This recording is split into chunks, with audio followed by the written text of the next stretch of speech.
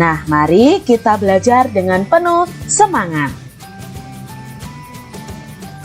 Di samping rumah Dayu banyak tumbuh pohon tomat. Ibu Dayu senang bercocok tanam. Dayu sering membantu ibu merawat pohon tomat. Saat merawat tanaman tomat, Dayu bernyanyi lagu tomat. Pohon tomat mulai berbuah. Buah tomat muda dan berwarna hijau. Jika sudah masak, warnanya menjadi merah. Buah tomat banyak manfaatnya. Buah tomat mengandung vitamin C yang sangat berguna bagi tubuh.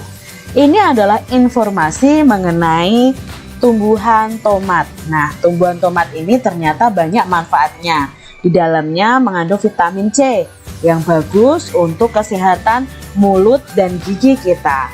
Adik-adik, coba kalian konsumsi tomat ini untuk menjaga kesehatan kalian. Tuhan menciptakan banyak tumbuhan. Kita harus mensyukuri anugerah yang diberikan Tuhan. Semuanya dapat dimanfaatkan untuk kebutuhan manusia. Tumbuhan yang semua bagiannya dapat berguna yaitu pohon kelapa. Nah, pohon kelapa ini semua bagian tumbuhannya bisa berguna untuk manusia, adik-adik. Buahnya tentu bisa untuk kita makan, dan airnya ya, air dari buahnya bisa kita minum. Lalu daunnya bisa dibuat janur ya, bisa untuk dibuat ketupat. Lalu lidinya ya, batang kecil dari daunnya bisa digunakan menjadi sapu lidi. Lalu batangnya itu bisa digunakan untuk bahan bangunan. Nah, pohon kelapa ini banyak sekali manfaatnya.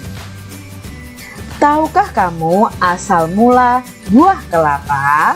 Nah, kita mau mendengarkan dongeng tentang asal mula buah kelapa. Asal mula buah kelapa. Seorang laki-laki mendaki gunung yang tinggi. Ia ingin mengunjungi penyihir sakti. Penyihir sakti mempersilahkan laki-laki itu masuk ke pondoknya. "Wahai penyihir sakti, ada sesuatu yang ingin kumohon darimu," kata laki-laki itu sambil menunduk dengan hormat. "Aku ingin diberi sesuatu olehmu agar aku menjadi seseorang yang sangat berguna bagi setiap orang." "Permintaanmu cukup bagus," sahut penyihir sakti. Ia mengeluarkan sebuah kotak hijau kecil. Dia berkata, "Kau baru boleh membukanya jika kau sudah tiba di rumah." Laki-laki itu menerima kotak hijau tersebut dengan perasaan gembira. Setelah mengucapkan terima kasih, dia berjalan menuruni gunung. Di tengah perjalanan, dia tergoda untuk membuka kotak hijau itu. Ia ingin melihat apa isinya, namun ia tidak jadi membukanya. Saat ia ingat pada pesan penyihir sakti. Ketika tiba di kaki gunung, lagi-lagi ia tergoda ingin melihat isi kotak hijau tersebut. Ia lalu membuka kotak hijau itu. Tiba-tiba laki-laki itu berubah menjadi pohon yang daunnya panjang dan buahnya besar-besar. Terdengar suara penyihir sakti dari puncak gunung. "Karena kau tak mematuhi kata-kataku, kau berubah menjadi pohon kelapa. Namun permohonanmu tetap terkabul. Kau sangat berguna. Tiap bagian darimu berguna bagi manusia. Daunmu, buahmu, dan batangmu dapat dimanfaatkan manusia." Sejak saat itu pohon kelapa cepat berkembang biak, sehingga bisa dijumpai di mana-mana. Orang menghargai pohon kelapa karena banyak gunanya. Dongeng ini diambil dari kidnesia.com. Nah adik-adik, dalam dongeng ini diceritakan tentang asal-usul pohon kelapa. Ingat adik-adik, dongeng itu adalah cerita yang tidak nyata atau cerita yang berdasarkan khayalan dari penulisnya. Dari dongeng ini kita bisa ambil pesannya adik-adik. Kita bisa ambil amanatnya. Apa amanatnya? Amanatnya adalah kita tidak boleh ingkar janji. Kita harus patuh. Ya, patuh terhadap aturan. Kalau di sini tadi si laki-laki tadi ya tidak patuh terhadap penyihir saktinya, ya. Dia ingkar janji. Dia membukanya di tengah jalan, membuka kotak yang diberikan oleh penyihir sakti. Apa pesan yang terdapat pada dongeng asal mula buah kelapa? Nah, pesannya tadi adik-adik ya, kalian harus taat, patuh ya, tidak ingkar janji ya, jangan mudah tergoda. Nah, itu adalah pesan yang terdapat pada asal mula buah kelapa. Dayu, Edo, Siti, dan Beni sedang mendiskusikan sebuah dongeng. Dongengnya menceritakan tentang bunga melati. Bunga melati ukurannya kecil dan berwarna putih. Baunya harum dan menyegarkan. Bunga melati digunakan dalam tradisi suku-suku di Indonesia. Berbagai suku menggunakan bunga melati dalam pernikahan dan tarian. Mari kita dengarkan dongeng tentang bunga melati. Bunga melati yang baik hati. Di taman bunga kerajaan tumbuh berbagai macam tanaman bunga yang bunganya sangat indah adik-adik. Para putri senang sekali memandang dan menciumi bunga melati. Hal ini menimbulkan kecemburuan dari bunga-bunga yang lain. Berkatalah putri satu, "Wah, indah sekali bunga-bunga di taman istana ini." Lalu putri dua berkata, "Hei, lihat bunga melati itu. Warnanya putih bersih dan harumnya semerbak memenuhi taman ini." Putri satu berkata, aroma melati memang harum. Aku sangat menyukainya." Sedap malam dari bunga itu berkata, "Aku tak habis pikir, mengapa para putri suka sekali dengan dirimu?" Lalu bunga anggrek juga berkata, "Iya, padahal dirimu berbunga kecil, berdaun besar, dan berbatang keras." Bunga mawar biru pun menimpali adik-adik. "Walaupun engkau harum, namun mudah layu jika dijadikan pajangan di vas bunga.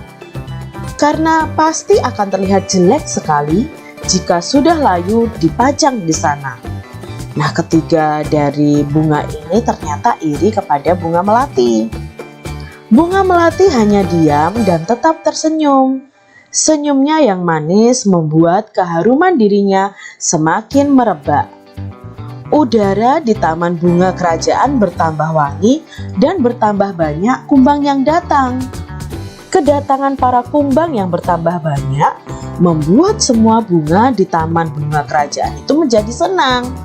Mereka pun sibuk menyapa para kumbang dan mempersilahkan mengisap sari madu yang ada pada setiap bunganya. Para bunga tentu tidak akan bisa berbunga lagi jika tidak ada kumbang yang datang dan mengisap sari madu mereka. Bunga sedap malam dan bunga yang lainnya kini telah mengerti kenapa bunga melati sangat wangi sekali. Bunga-bunga yang lain meminta maaf kepada bunga melati atas perasaan cemburu mereka. Kini mereka mengakui bahwa keberadaan bunga melati itu justru harus disyukuri. Bunga Sedap Malam berkata lagi, anak-anak, ternyata aroma harummu mengundang para kumbang datang. Tanpa dirimu, taman ini akan sepi dari kumbang. Maafkan aku ya, Melati, kata Bunga Sedap Malam. Aku juga mau minta maaf, Melati. Selama ini aku iri padamu. Ternyata keberadaanmu sangat bermanfaat untuk kami. Bunga Anggrek juga ikut minta maaf, adik-adik. Selama ini aku juga berburuk sangka kepadamu, Melati. Aku minta maaf ya, kata Bunga Mawar Biru. Lalu Bunga Melati menjawab, aku sudah memaafkan kalian, teman-teman. Sekarang kita bisa berteman tanpa ada prasangka buruk. Dongeng ini diadaptasi dari dongenganak.net. Nah, dari dongeng ini adik-adik, kita tahu bahwa bunga-bunga tadi iri terhadap Bunga Melati yang harumnya wangi sekali. Ternyata Bunga Melati sendiri memiliki kelebihan.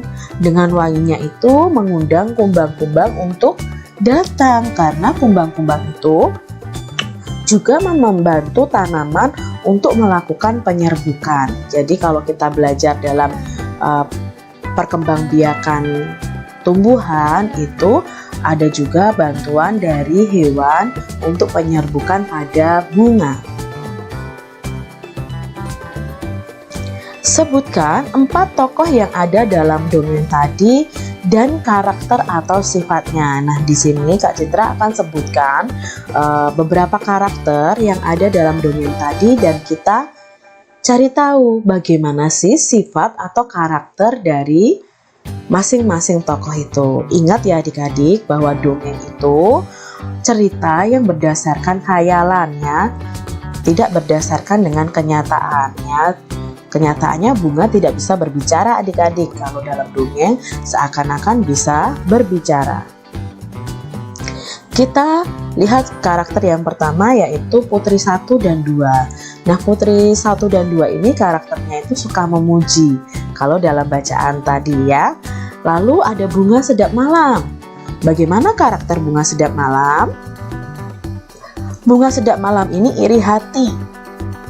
Suka mengejek, berprasangka buruk, tetapi di akhirnya tadi berani mengakui kesalahan. Bunga Anggrek ini juga karakter dan sifatnya sama dengan Bunga Sedap Malam ya, iri hati, suka mengejek, berani mengakui kesalahan, dan suka berprasangka buruk kepada Bunga Melati. Lalu ada Bunga Mawar Biru. Nah, ini juga sama. Bunga Mawar Biru ini sifatnya iri hati, suka mengejek, berprasangka buruk, dan akhirnya berani mengakui kesalahan. Lalu ada satu lagi yaitu Bunga Melati. Nah, Bunga Melati di sini dia tidak mau membalas kejahatan, tidak mau membalas ejekan dari teman-temannya. Dia itu pemaaf dan tidak iri kepada teman-temannya. Jadi adik-adik, dari dongeng tadi ada pesan untuk kita.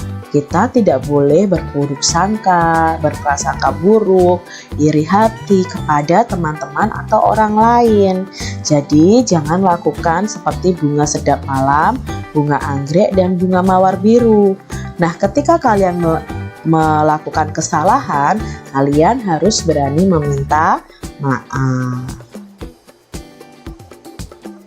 Salah satu manfaat tumbuhan adalah untuk keindahan.